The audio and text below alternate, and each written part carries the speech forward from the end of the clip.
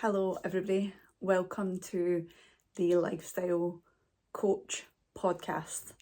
So it has been a hot minute, not going to lie. I feel like the last couple of episodes I kept saying, oh, I'm going to get back into this, I'm going to do this, I'm going to try this, I'm going to try that. And I wasn't quite sure what was going on, right? Because I absolutely love doing the podcasts. There is an element of I do this for free. It takes up a lot of time, a lot of editing time, trying to get the right guests in and all of that. So sometimes when I am super busy, that is the honest reason. But the past few months I've just been like, what is going on? Why am I was believing what I was saying at the time, but upon reflection I'm like, that's not the truth. It took me a while to figure out. But as you've just heard, this is now the Lifestyle Coach podcast. It is no longer the Warrior Chick podcast. And I think that was something that was massive. So I have been rebranding. I've been in the industry for 19 years in the health and fitness space, and I decided to rebrand, which I'll go into in another podcast. But I really feel like since I've rebranded TL Fitness to the Lifestyle Coach, it then got me thinking about my whole podcast, and I'm like, that's exactly it. That's what's been going on. It's not been aligned. Like, having the Warrior Chick podcast hasn't been aligned with me. My vision is very different for this podcast to what it was when I initially started it. Anyway, I'm going to do a separate podcast on that. But without further ado, and I hope you really enjoy it, we have episode 84 coming up. Now, this is a podcast by myself and Julie, by myself and Julie, my assistant coach and client Warrior Chick.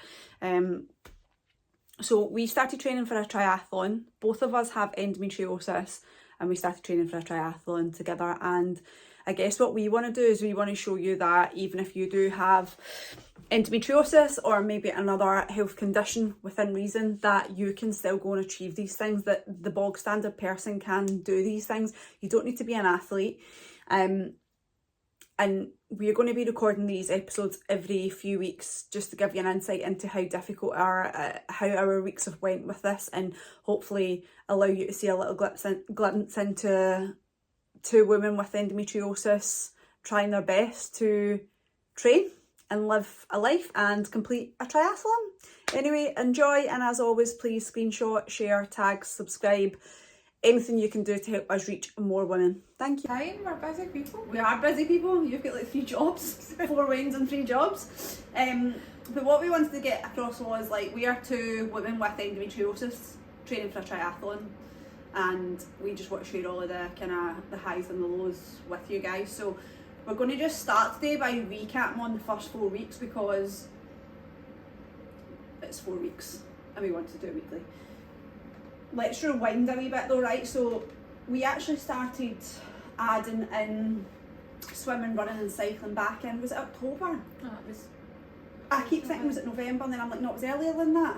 I think it was because I think by the time the photo shoot came around I'd been doing a good 6 weeks, which that was the 7th of December. So October time. I know, I'm trying to think, because I wasn't well the end of October, so did we start it before then? I think we did. Just before.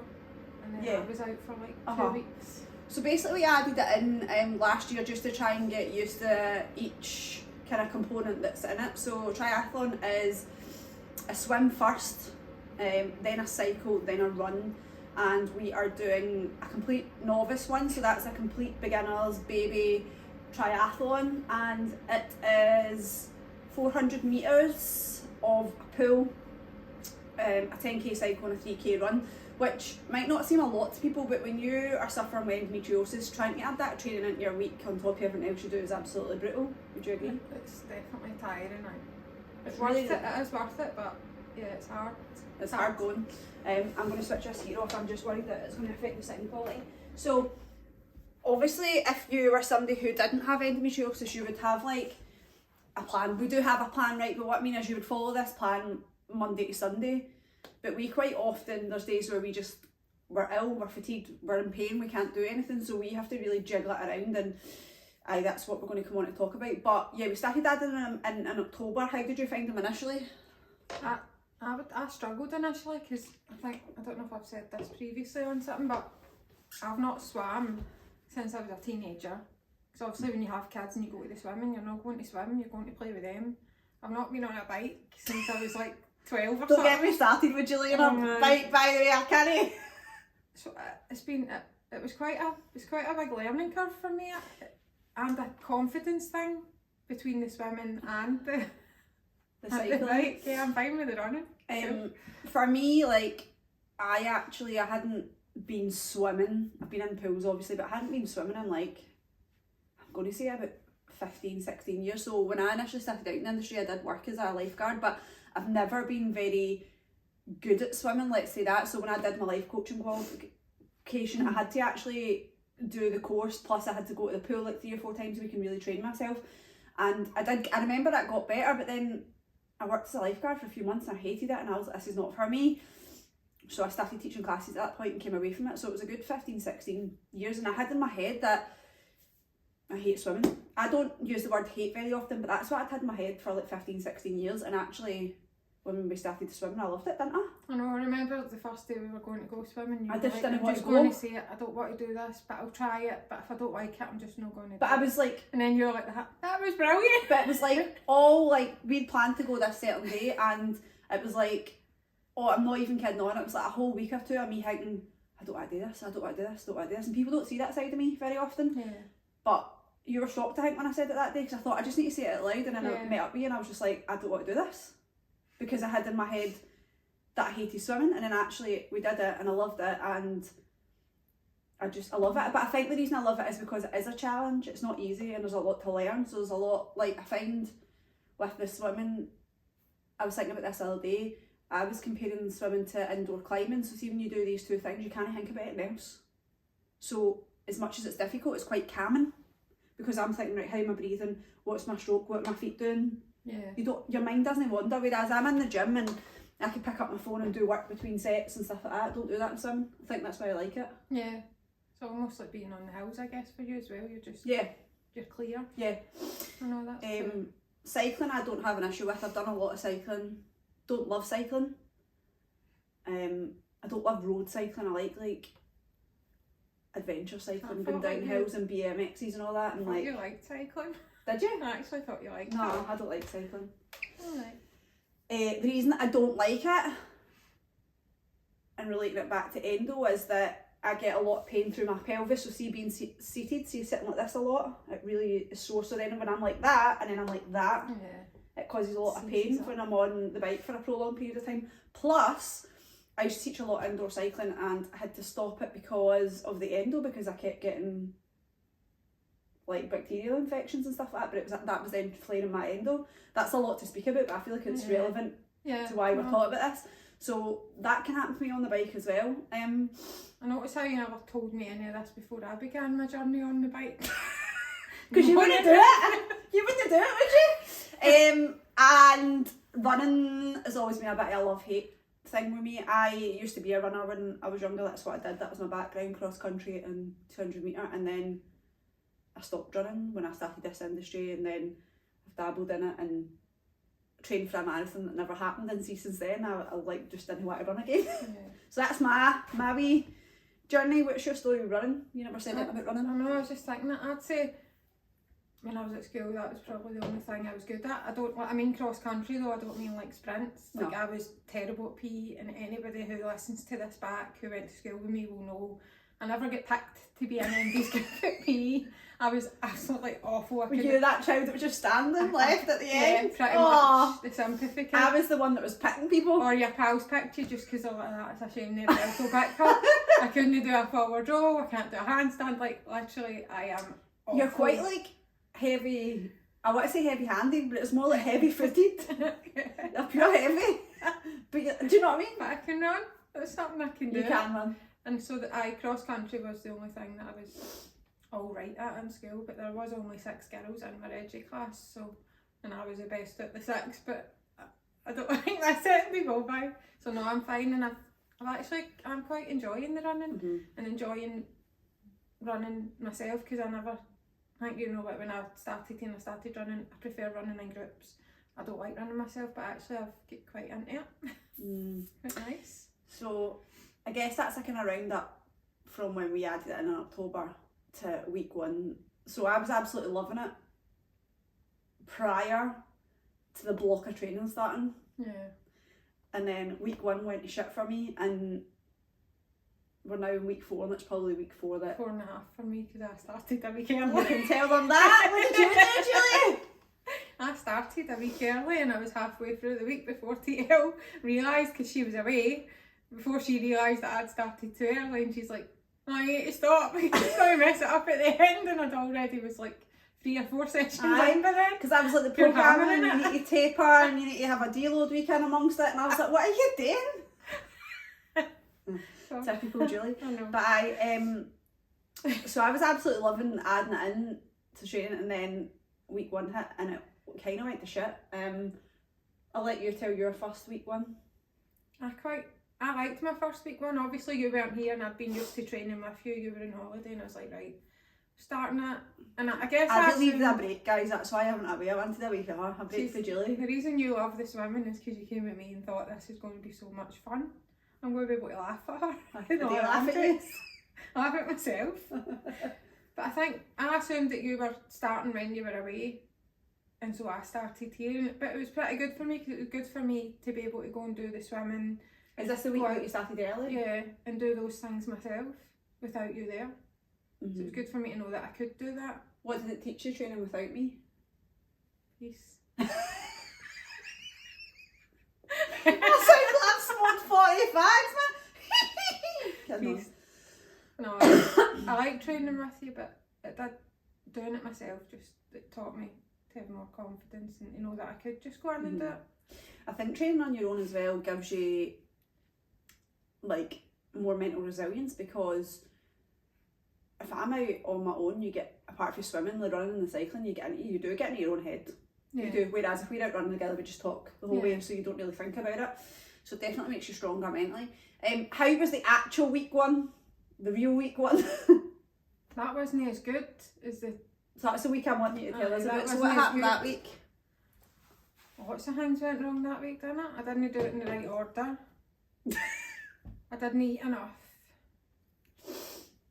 How was your endo that week? I think I was sore. I was tired. I'm thinking back to that. I was emotional.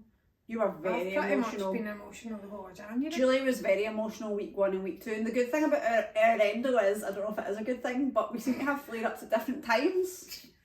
Imagine if we were the same Imagine day. it was together. We was greeting together. So she had the first 2 weeks, and then I've been the last 2 weeks. So week 1 and week 2, she was low in confidence, lacking self-belief. Your hormones were all over the place. You were emotional. She couldn't do this. That's what she kept saying. She couldn't do it. I can't do this. I don't know. I'm not making a decision, but I can't do this. That was you week 1 and week 2, and then week 3 it was me, and I was like, what's going on? If anybody has been following me, you'll have seen that I've spoke a lot about HRV. So I've basically been in red or amber HRV for like 9-10 weeks now, which is an indication of like being unwell. I've had a flu, I had some sort of cold as well, and I'm just feeling fatigued all the time, and I've had quite a lot of endo flare-ups in that time, so I really had to adapt my training. But week 1 for me went to shit. Like, actually, I'm recording on my phone so I can't, but I think the distance I was supposed to do was like 20k, and I did like 10 maybe the first week. Yeah. Because I was still unwell and I was too fatigued. There was a day I was supposed to cycle and I had to go to bed for an hour because I was absolutely ghost. We round up at week 2. You were still emotional. I was still emotional. We had to like relook at your programme. Oh yeah, we had to simplify it because as well as being emotional, my brain was broke. So Julie's always been in like a fat loss phase most of the time, or a maintenance. She's never done any performance based stuff before, so I don't think you quite understood that you need to follow this how it is, because you need the recovery of, say, your legs in between things. Yeah, I think it's definitely in your learning curve, like doing a performance related thing rather than a fat loss, and just learning, like you say, learning how you do it, how you need the days you need to rest, what you need to eat to be able to do that. It's the whole thing. I don't know everything just because I come to the gym. And No, I don't know everything either, do you know what I mean? I'm totally learning as well. I was like, oh my god, how do I fit all this in? How can I do this? And try to squeeze too much probably in.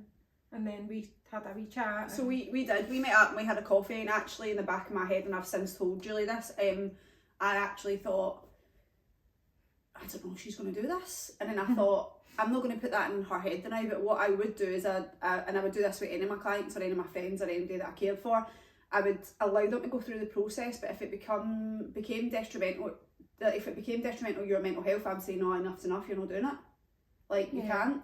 But I knew that she was just having a bit of a blip and you hadn't been feeling well and your endo had been flaring up and stuff like that. So we just totally simplified it, and I gave her 2 lifting sessions and 2 tri training sessions. So we have minimums and maximums in that. So that's her 4 minimum sessions. Yeah. So when we done that, how did that make you feel? It definitely made it less overwhelming for me, I think. And just, I was like, right, okay, this is what I need to do. And anything over and above that is extra. Yep. And because we all know I'm not very good sometimes with the minimums, that I prefer to go towards the maximum, even when I'm feeling crap, and then I end up setting myself back. So I also need to learn that. Yes, minimums and maximums. So definitely went better after our conversation. Good. For me, week 2, I got the mileage up a bit more compared to week 1, but I still wasn't in the right place. Like, I've been feeling like my lungs are really sore and heavy since I've been ill.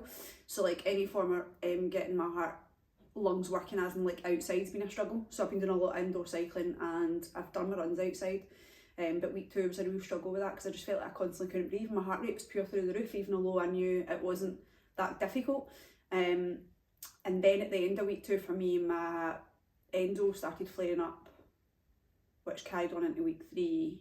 And strangely enough, although my endo, my pelvis was sore, my back was sore, my leg was sore, I was getting migraines. Week 3 in relation to training worked out better for me. What about your week 3?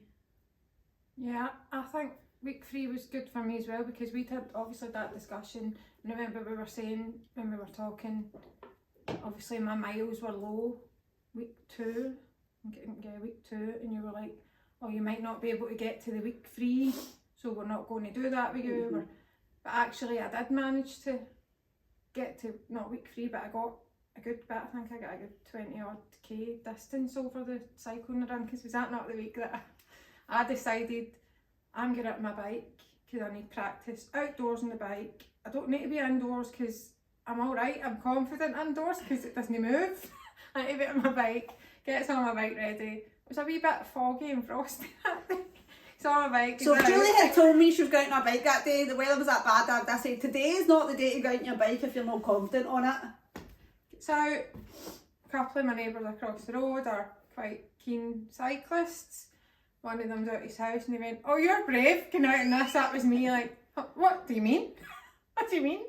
Well, I've not been out since October, I wouldn't go out in that. And I was like, oh, it's fine, I'll be alright, I'll go up the trails, I'll go up the dam. So off I went.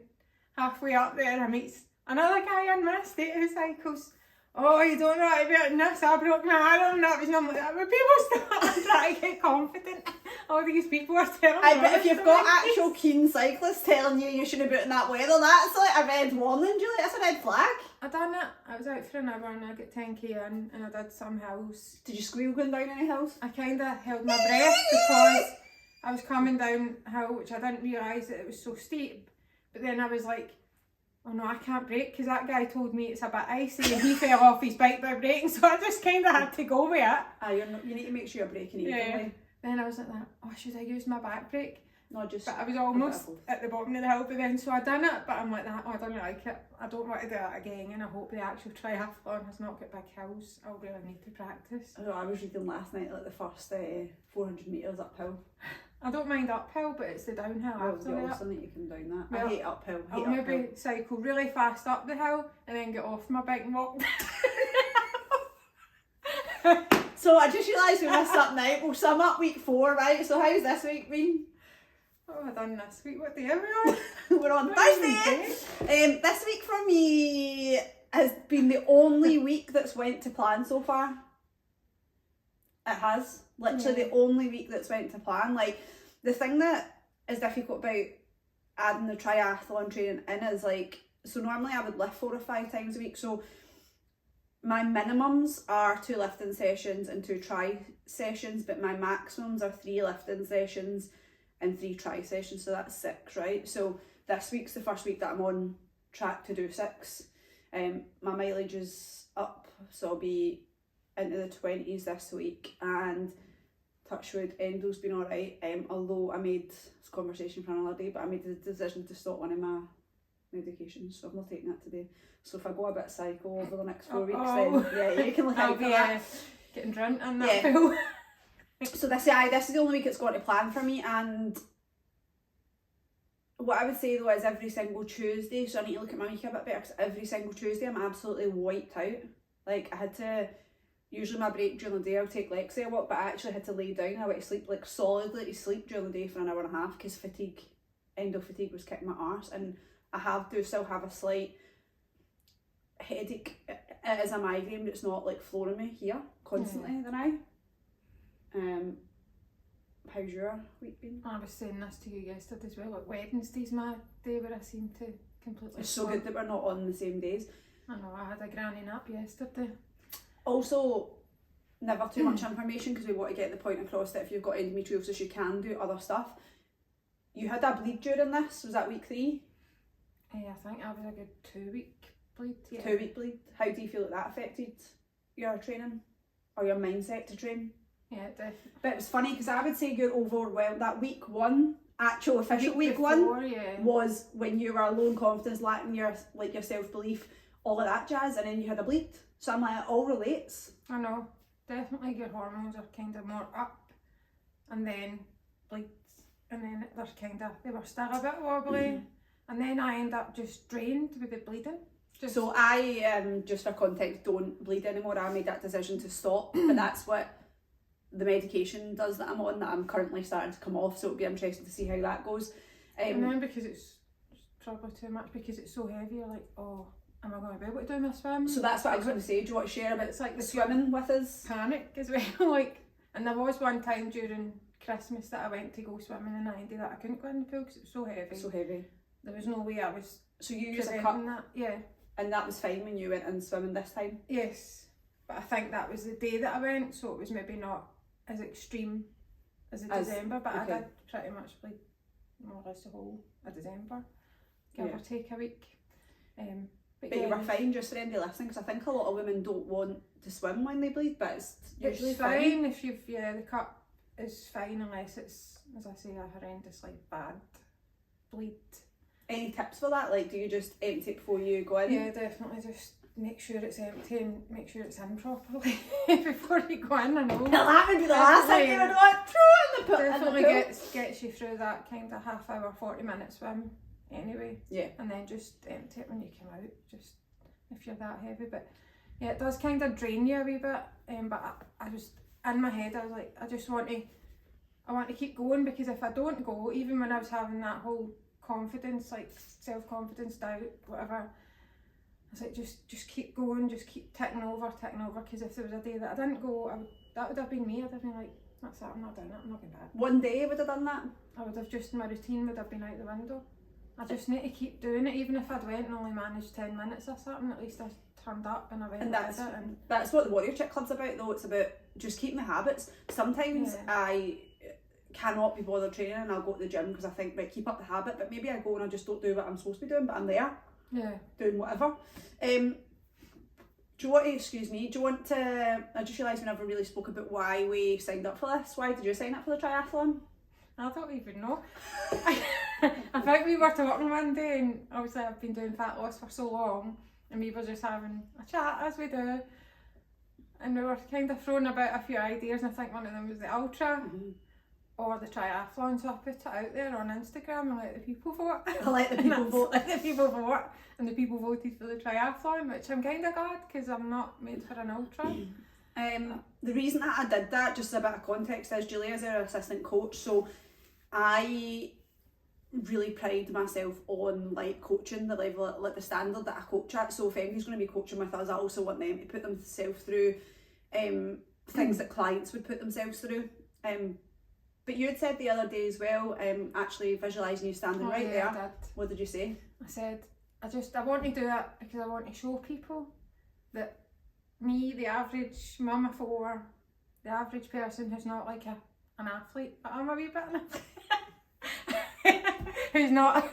No, She's good at everything, by the way. No, all joking aside, I just wanted to prove that your normal day-to-day mum who goes to With the gym endo. and keeps fit with endo, can do something like this, that you don't need to be an athlete, you don't need to be super fit or in any kind of, well, you do need to be in kind of some kind of shape, but you don't like, need to be that athlete. No, like, because you can sign up for something and you give yourself 16 weeks to train for that. So like you can go from being an absolute no got a clue, don't know anything about triathlons to doing a triathlon in 16 weeks regardless of who you are. Like it is feasible. Yeah, I want to show women that they can do it, anybody, that they can show up and they can do it as long as they are consistent, put the work in.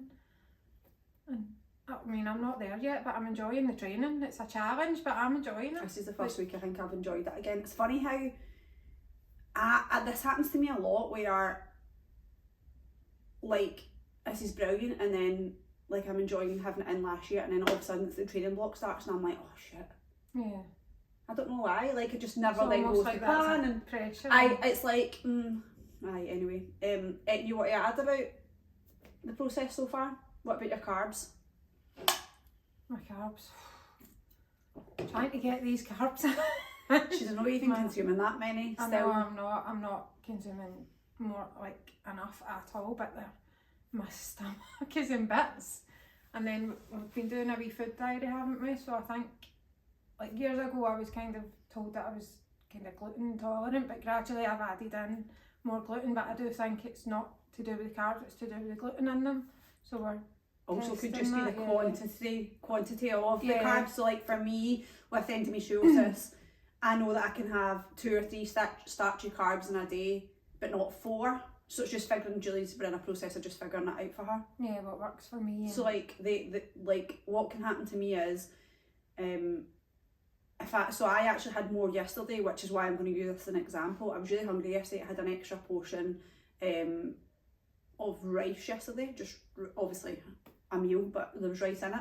And today it's like 1 o'clock, 1:30, and I've not been to the toilet. Yeah. Because I've had too many carbs. But that's all down to my endo. Yeah, but I've been the opposite. So that's why we need to get. Yeah, so I go the opposite. If it's a gluten that doesn't agree with me, it would be the opposite. Anything else you want to add or ask me? Oh yeah, I wrote some questions down. Oh, here we go. Here we go, people. I think you've already answered this one, so like I'll say it anyway, but my first one was more, I know you're off to a rough start with being unwell for so long, like before we started the training. How do you feel this has impacted your training? Kind of... How do I feel what's impacted my training? Being unwell? You being unwell and obviously still recovering, you've then started your training and you've still...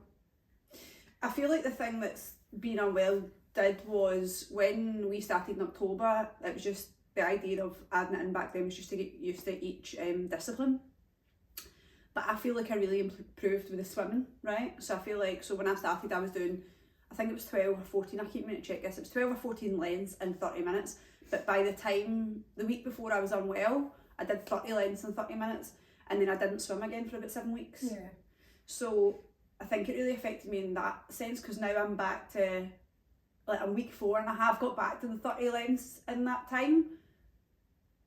I think I did 33 lengths in like 30 minutes or something the other day, but it does come back quicker, but I would say it affected me in that way because I lost, it was very easy to, I couldn't get the breathing right again, my strokes weren't right, and it's like, if you've not been swimming for years and it's, or whatever the discipline is, it's really hard, it's really easy to lose it straight away. Yeah. Anything that you've gained from it, do you know what I mean? Yeah. But I'd say that's probably the only one.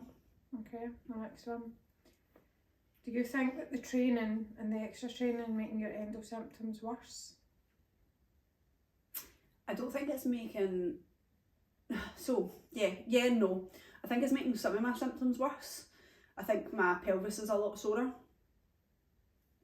I've been getting more migraines and my fatigue has been like so much worse, but it's not making like, so like there are 3 things that I get quite often, right? Yeah. And they are a bit worse, but I don't have any more. Yeah. Does that make any sense? Yeah. It's not bringing out like any other symptoms. Yes, when my flare-up happened with my pelvis last week, my leg was really sore, and then I was sore up through into my chest and stuff like that, which can happen. But when that died down, it died down. So yeah, it's happening more often, but it's not giving me any extra. I actually quite thought, that doesn't make sense. I actually thought I might have bled at a point, because what people don't realise with training is it's a stress on the body. Yes, it's a good stress to a certain degree, but if you've got other stresses in your life and then you're adding that on, it's stress at the end of the day.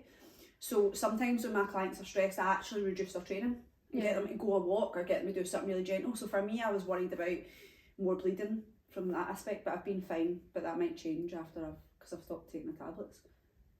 Does that answer it? Yes. Very good questions. I thought she was going to ask funny stuff. I'm finished yet. Oh, okay. Okay, we all know that you're the queen of everything. She's raging that that's my title. Julie thinks she's brilliant at everything. But what have you had to learn so far, like during and for the triathlon training? I know this is not something that you learn, but the first thing that comes into my head there is I had to get comfortable being in swimwear. Yeah. I agree with that one. I don't care anymore. It's literally like I don't care. Yeah. But I had to get comfortable with that first, which is why I actually started in, what do you call them? Like a costume with shorts. Is that a unitard? Is that what No. I don't know. It's like a costume with shorts. I started in that, and then I actually went and got one to change me initially, and actually I really like it, and it's like comes up and it's still long here, but I actually just don't care now. I'm like, yeah. Remember the first week we went and I was like, oh my god, pulling it I down. know. And now I'm just gonna get it done. I think like these things are, and I say it to clients all the time, it's like these things are more in your head, nobody else is looking. I know, nobody cares, do they? No, nobody's like paying attention, but also now I'm like, I'm comfortable in it and I quite like that new set I got. I really like it. Yeah, it's a nice colour as well. Sorry, what was the question again though? What have I learned? What have you learned so far? So, I guess I've learned that I don't actually give a fuck what anybody thinks when I'm wearing a costume. I've learned that I am pretty good at pivoting when I put my mind to it. Yeah, I'm one of those. When it comes to physical activity, I'm one of these people that can just. Yeah, you're an all-rounder. Aye, I'm not saying I'm the best at that discipline. I'm never going to be the best swimmer. I'm never going to be the best runner. I'm never going to be the best cyclist. But I can make myself become good at it. Yeah. Does that make sense? I think you do, because you learn everything about it as well. And Aye, like I've literally been watching blind. I get one day off a week now because I'm studying and I'm watching like fucking 45-minute swimming videos, and I'm like, really, I'm not getting any days off because I'm like, right, what happens to the legs, blah blah blah. Anyway, so yeah, I would say that, and I've learned that I probably didn't manage my time previously as well as I thought I managed it. Yeah. Because we've had to slot in, like, it's not just about a 30-minute swim, it's about getting ready for the swim, washing your hair, getting a shower, packing your bags. I've got 2 bags, so it's like a 30-minute swim's maybe like an hour and a half. Yeah, it's time consuming. I didn't even dry my hair the other day. I was just like, tie it in a bobble and go, because you've got time to dry your hair. I know. What do you think you've learned? I like that question. Very aware of time. Sorry guys, I'm very aware of time. Yeah, I'd say the same as you about the whole confidence in my costume. I've learned how to kind of swim again. No, she's kidding herself. Kind of. She bobs a bit. I don't. Like Bob. I've learned that I don't care. I know you're watching videos and all that, but see, on the day I really don't care how my form is. See, as long as I complete it, I'm fine with that. I'll perfect the form later on. I said to Julie, do you want to get like a tyre made for the day? And then she said that to me. I don't care how I swim and I don't care how I look. And I was like, okay, maybe she shouldn't have. Maybe she shouldn't have any lifestyle coaching stuff on or Warrior Chick Club on, because people's gonna be like, who trained you? Wasn't me. Doggy pad. But yeah, confidence. Learning how to ride a bike. But as almost a confidence overall for me in doing this stuff as well. Now I've only got 2 more questions for you because I know we're short on time. I've actually got 3. From a personal experience, what tips would you give to females who want to take on a performance goal like this? God's sake, this is serious, isn't it? Yeah, see? The tips that I would give to females who want to take on a performance-based goal, the first thing that I would say is look at your nutrition. People quite often think, and I've had clients like this, I actually have had clients like this recently, who think that they'll go on a performance-based journey and lose weight. Now that is possible because it's about calorie expenditure, calories in versus calories out, right? It's about your energy expenditure, but actually if you want to perform well, which I do in the triathlon, initially I just signed up to support Julie, but actually I really want to maybe go on and do more. So the tip I would give is to actually ensure that you're fueling properly and you're eating adequately, like, because if you're under fueling, you're going to underperform, you're going to injure yourself, and you're just going to feel fucked. Yeah. That's my first tip, actually, is to look at your nutrition before you start doing anything. And the second tip I'd probably give is to literally start small. Like, again, I know we joke about being good at things, right? But when we initially signed up for this, I was like, I'll do the novice as well because I've never done it. But then I'm already, like, about 2 months in, I was thinking, those distances aren't enough for me, because I didn't think I could swim 400 metres and now I'm swimming double that. The transitions I find difficult between cycling and running, and I do need to practice that more. But now I'm like, oh, maybe I should have set my sights higher, but actually I need to rein myself in and be like, no, just start small, go with this first. Yeah. And then if I do well, because you don't know how you're going to be on the day. I know. That's the the other thing. endo thing as well. We don't know how we're going to feel that day. We could literally very well wake up that day and not be able to do it. I know. Do you know what I mean? And the other one would just be to be patient. I think people want everything now. Yeah. Just be patient. Good tips. Make 2 more. These are good ones. Have you enjoyed spending all this time with me? Because I've certainly given you a lot of laughs along the way so far. It's been good. I feel like I've got to know you on a different level, but I must admit, by like December, I was like, I need a fucking break. Away for a month. I was away for a month. But like, I know we're joking that, but it was just that and it wasn't like, it's not I need a break from Julie. It was like, I need a break from people. So I think when people get to know me, they realise that I'm an ambivert. So like, I think people think I'm an extrovert, but actually I need a lot of alone time. So like, me being in work, talking to people all day long, and then we're training 6-7 hours a week together, and then I've got my dad talking to me, and then every day I was just like, well, I just need a break from all of this. So it's not so much you, but and then it was only when we trained, was it together? We trained last week together for the first time in like 2 months sort of thing, and actually was like, oh, this is quite good. I do enjoy it. It is good. It's better to train with somebody. I know. Right, final question. How will you feel if I beat you?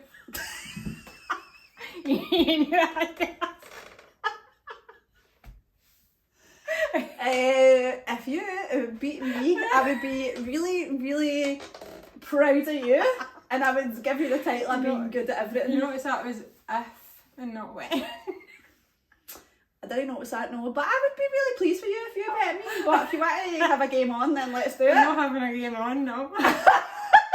The bike will definitely throw me down. You're better running than me, I think, though. So you might pull it back and run. run. A bike into the run. And just to round up, we are not entering the competition at the same time. No, we are not. No. Okay, thank you. Thank you for that. We'll do another catch up either in a week or two and keep you all up to date. Thank you for tuning in.